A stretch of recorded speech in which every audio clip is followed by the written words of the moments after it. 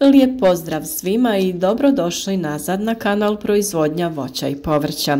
Mjesto gdje vam nudimo sve savjete kako za sebe i svoje bližnje osigurati neiscrpan izvor povrća i voća. Zdravo i ukusno, a iz provjerenih izvora. Naučite uzgajati kako nikada ne bi sumnjali u kvalitetu onog što konzumirate. A naravno, kako bi vaše biljke bile zdrave i otporne, potrebna je i njima hrana. Upravo to je tema današnjeg videa. Alternativna opcija pripreme komposta. Korištenje resursa iz naše okoline. Ovaj put se radi o pripremi komposta od lišća, to jest takozvanog listinca. Listinac je kompost koji se dobiva kompostiranjem opalog lišća. Povećava se sadržaj vlage u zemljištu i poboljšava njegova struktura, a zreli kompost nosioc je vitalnosti zemljišta. O pripremi komposta od kućnog otpada i ostataka biljaka iz vrta nedavno smo govorili i o tome imate poseban video. Ukoliko su vam naši savjeti korisni, družite se s nama svaki dan. Nagradite nas sa lajkom, pišite vaša pitanja i svakako zapratite kanal kako bi bili u toku sa radovima. Jesen je vrijeme kada se mnogi od nas pitaju šta učiniti sa velikom količinom lišća iz voćnjaka i dvorišta. Nažalost, velik broj ljudi sakupljeno lišće spaljuje i na taj način gubi dragocjeni organski materijal koji je toliko potreban zemljištu. Listinac naime povećava sadržaj vlage u zemljištu i poboljšava njegovu strukturu. Dovoljno je lišće sakupiti i strpljivo čekati njegovo razlaganje. Sakupljeno lišće može se staviti u namjenske vrtne vreće, posebno napravljeno kompostište za lišće ili ostaviti jednostavno na jednoj gomili. No postoji nekoliko koraka kako napraviti kvalitetan listinac. Ono što je obavezno da prilikom prikupljanja lišća treba obratiti pažnju da se prikuplja zdravo lišće koje nije zaraženo patogenima i u kojem nema štetočina ili njegovih prezimljujućih formi. Također poželjno je i prikupljeno lišće prethodno usitniti, ali nije obavezno. Ukoliko je sakupljeno lišće suho, potrebno ga je zaliti vodom i na taj način potaknuti proces kompostiranja. Vlažnom lišću se može dodati zelena trava i manja količina humusa kako bi se ubrzao cijeli proces. Zbog osobine vlažnog lišća da se zgrudva i truli, lišću se mogu dodati i usitnjene grančice koje će doprinijeti rastresitosti kompostne mase. Brzina kompostiranja ovisi o vrsti drveta. Najbrže se razlaže lišće listopadnog drveća, 1 do 2 godine, dok se iglice crnogoričnih vrsta sporije razlažu 2 do 3 godine. I sam sadržaj mineralnih tvari u lišću varira u ovisnosti od vrste drveća, tla i klimatskih karakteristika područja. Zbog toga je najbolje koristiti opalo lišće različitih vrsta drveća. Listinac koji je odležao 1 godinu se naziva mladi listinac i u njemu su vidljivi ostaci lišća.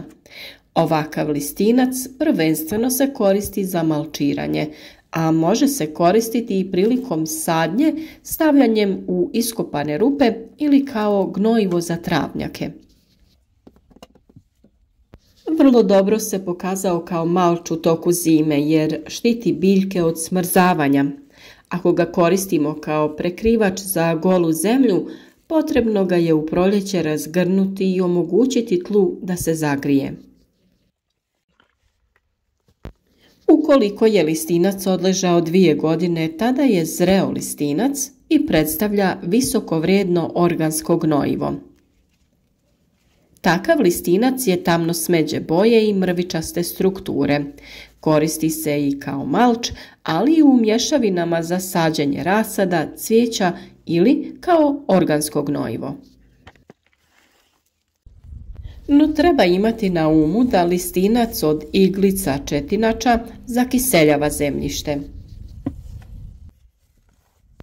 Listincu od iglica četinača je potrebno i 3 godine da se u potpunosti razloži i ovakav listinac zakiseljava zemljište te se koristi za malčiranje i gnojenje onih kultura koje zahtijevaju takvo kiselo zemljište. Najbolje ga je praviti odvojeno od listinca listopadnih vrsta. Njega možete koristiti kod uzgoja biljaka koje traže kiselo zemljište, a najpogodnije su borovnice.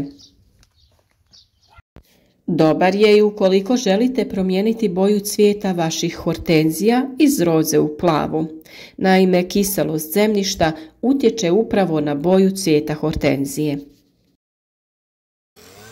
Lišće koje se brzo kompostira su listovi voćnih vrsta, breze, zove, javora, topole, graba, bijelog jasena.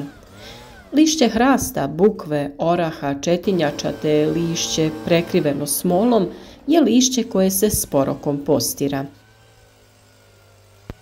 Korisno je znati i da osim lišća hrasta i oraha, lišće kestena i vrbe sadrži mnogo tanina i da zbog toga sporo trune, kao i lišće četinjača.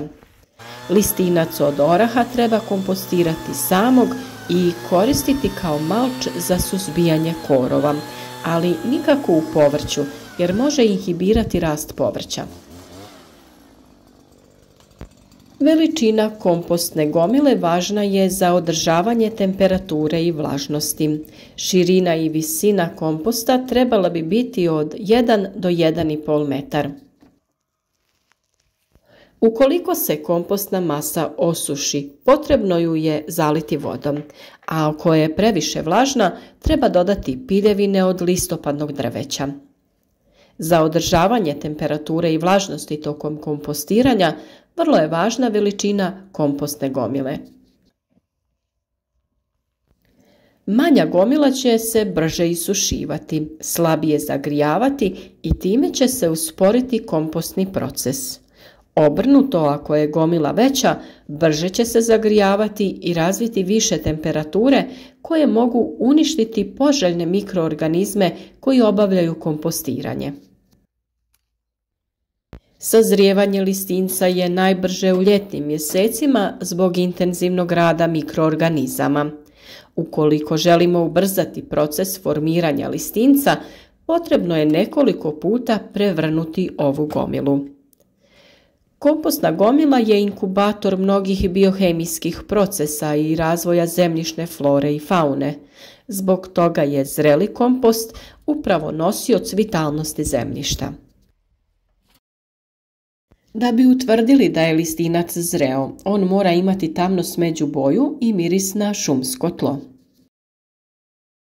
Ono kako također možemo iskoristiti list, ali i suhe grane, jeste prilikom pripreme izdignutih gredica. U jedan od nižih slojeva dodajemo upravo suhe grane, panjeve i lišće.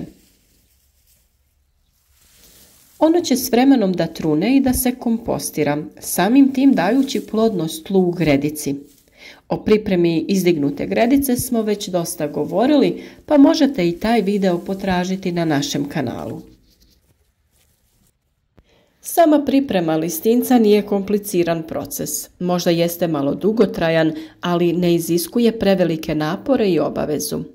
Jednostavno pokupite lišće, koje bi, vjerujem, i onako pokupili da vam vrti voćnjak budu lijepi i uredni.